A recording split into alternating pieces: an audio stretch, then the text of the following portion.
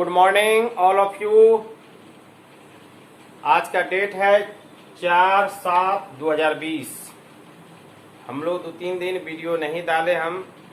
इसका मेन कारण था कि कुछ 11th वाले स्टूडेंट को हमसे जुड़ना था और हमने उनसे जुड़ा, उसी का क्लास हम कुछ ले रहे थे। चलिए पुनः एक बार आपके बीच में हम आ चुके हैं। अब आपकी टॉपिक क्या होगा? सरफेस केमिस्ट्री का उत्प्रेरक तथा उत्प्रेरक। उत्प्रेरक क्या होता है? वह अपने आप को परिवर्तित नहीं करता है, लेकिन रासायनिक अभिक्रिया की दर में क्या करता है? वह परिवर्तित कर देता है। अब वह जो घटना घटित होता है उसी को कहा जाता है उत्प्रेरण। तो उत्प्रेरक का इंग्लिश होता है कैटेलिस्ट और उत्प्रेरण का होता है कैटेलाइसिस। बड़ा इंटरेस्टिंग टॉपिक है। इसको शॉर्ट में कभी कल एग्जाम में पूछा जाता है। इसकी ऑब्जेक्टिव भी आपका एग्जाम में पूछा जाएगा। तो पहले हम लोग समझ लेते हैं उत्प्रेरक होता क्या चीज है। तो चलिए परिभाषा देखते हैं पहले। वे पदार्थ जो बगैर अपने में परिवर्तन किए, वे पदार्थ जो बगैर अपने में परिवर्तन किए रासायनिक अभिक्रिया के वेग को परिवर्तित कर देता है। यानी जो रासायनिक अभिक्रिया का वेग होता है उसकी दर में परिवर्तन ला देता है, उसी को कहा जाता है उत्प्रेरक। और जो घटना घटित होता है उसको वह कहलाता है उत्प्रेरण। इसके बाद हमने नोट में लिख दिया कि यह उत्प्रेरक और उत्प्रेरण के बारे में किसने बताया था? तो बर्जिलियस ने। कितनी ईस्वी में? 1836 ईस्वी में। हो सकता है किसी किसी बुक में ईस्वी का कुछ चेंज मिल जाए, तो उसके लिए आप विचलित नहीं होंगे। साइंस में ईस्वी से कोई लेना देना नहीं रहता है ज्यादा। तो चलिए इसके बारे में किसने बताया था? वर्जिलियस ने। यह हो सकता है ऑब्जेक्टिव में आपको दे सकता है, इसलिए हमने सारी बात को बता दिया। अब इसके एग्जाम्पल को हम समझाते हैं। चलिए इसकी एग्जाम्पल जब आप देखेंगे तब आपको समझ में आएगा। हमने अब जो एग्जाम्पल लेंगे वह ऑर्गेनिक का ही लेंगे। तो थोड़ा देर के लिए ऑर्गेनिक के एग्जाम्पल को आप देख लेंगे। जब आपकी ऑर्गेनिक क्लास होगा तो सारी चीजों को हम चटनी तरह चटवा देंगे। ठीक है, अभी फिलहाल इतना जानिए कि हम कुछ एग्जाम्पल ले रहे हैं, उस पर ज्यादा हम कुछ बहस अभी नहीं करेंगे, खाली एग्जाम्पल देकर आपको समझा देंगे। तो हम लेते हैं इथीन का। जैसे देखिए एल्केन एल्कीन होता है ना, तो एल्कीन में ही हमने लिया इथीन, जिसका सूत्र होता है CH2 डबल बॉन्ड CH2। इसको कहा जाता है इथीन, इथ और इन लगा दिया इथीन। एल्कीन में डबल बॉन्ड आता है और इसका रिएक्शन हमने करा दिया हाइड्रोजन के साथ। किसके साथ करा दिया? हाइड्रोजन के साथ। अब यह जो हाइड्रोजन सा रिएक्शन किया, यह हाइड्रोजन का जो बंधन होता है अणु, यह एक दूसरे से क्या रहता है? चिपका हुआ रहता है। अब यह हाइड्रोजन के अणु को क्या करेगा? तोड़ेगा। तो कौन तोड़ेगा? तो उसके लिए कैटलिस्ट आएगा, निकिल, Ni, जिसको निकिल कहा जाता है, निकिल। अब यह जो Ni आया, यह क्या करता है? हाइड्रोजन के अणु को तोड़ता है और किसमें जोड़ देता है? इथीन के अणु में। तो एक हाइड्रोजन इसका इसमें चला जाएगा, एक हाइड्रोजन इसका इसमें चला जाएगा, और यह जो डबल बॉन्ड है वह सिंगल बॉन्ड में परिवर्तित हो जाएगा। यानी हो जाएगा CH3, एक हाइड्रोजन जुटा तो CH3 और सिंगल बॉन्ड CH3। एक इसमें आ गया, एक इसमें आ गया। और यह काम किसने करवाया? तो Ni ने, निकिल ने।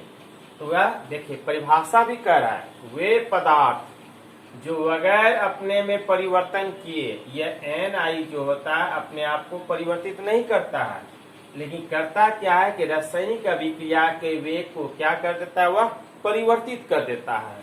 तो उसी को कहलाता है, वही कहलाता है उत्प्रेरक। अब इससे क्या हुआ? रासायनिक अभिक्रिया वेग में परिवर्तित कर दिया। तो यह आपका क्या था? CH2 double bond CH2, ethene, और इथीन से परिवर्तन किस में हो गया? इथेन में। कार्बन के 2 अणु है, इथेन आ गया। अब यह जो घटना घटित हुआ उसी का नाम हुआ उत्प्रेरण। तो यहाँ पे उत्प्रेरक का कौन कार्य क्या, निकेल यानी निकिल Ni, यह हमारा Ni क्या हो गया, उत्प्रेरक। क्लियर हो गया।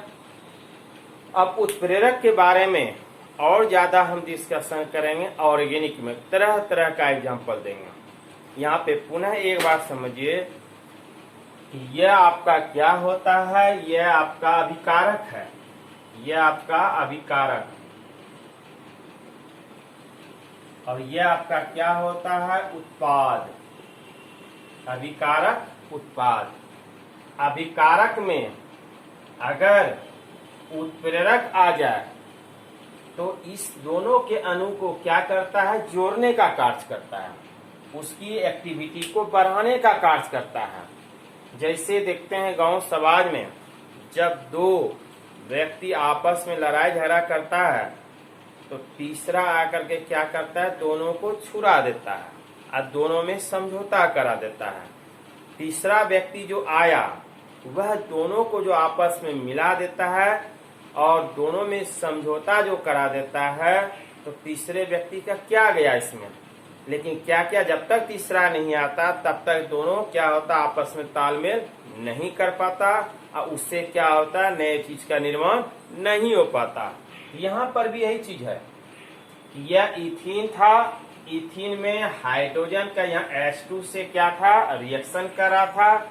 अब हाइड्रोजन के भी अणु क्या था, आपस में एक दूसरे से जकड़ा हुआ था। अब यह भी अणु इसका टूट नहीं रहा था। यह निकिल क्या किया, यहाँ आकर के हाइड्रोजन का अणु और यह जो आपका इथीन का अणु था, दोनों को आपस में मिला दिया। अगर यह उत्प्रेरक नहीं आता तो यह क्या करता, दोनों आपस में मेल नहीं खाता। और जब आपस में मिला दिया तो उससे क्या हो गया, उत्पाद का निर्माण हो गया, जिससे हमारा उत्पत्ति हुआ इथेन का। यही Ni क्या हुआ, हमारा उत्प्रेरक हुआ। और यह जो घटना घटित हुआ उसी को कहा जाता है उत्प्रेरण। कॉन्सेप्ट क्लियर हो गया।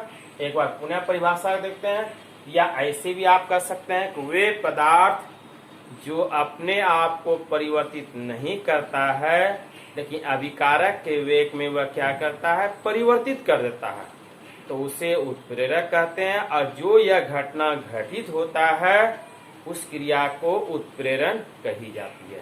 कॉन्सेप्ट क्लियर हो गया। एक छोटा सा हमने एग्जांपल देके बता दिया आपको। इसके बाद हम बताएंगे कि उत्प्रेरक का प्रकार, और यहाँ पे जो होता है उत्प्रेरक यानी उत्प्रेरण, उत्प्रेरक के साथ साथ में उत्प्रेरण भी आएगा, तब हम बताएंगे उत्प्रेरण के प्रकार। तो यह दो प्रकार का होगा, स्वमांगी और विषमांगी। फिर इसके बाद हम चलेंगे इसका वर्गीकरण। यहाँ तक कॉन्सेप्ट क्लियर हो गया। आपके एग्जाम में पूछा जाता है कि उत्प्रेरक किसे कहते हैं, तो एग्जाम के व्यू से हमने एक छोटा सा डिफिनेशन आपको दे दिया।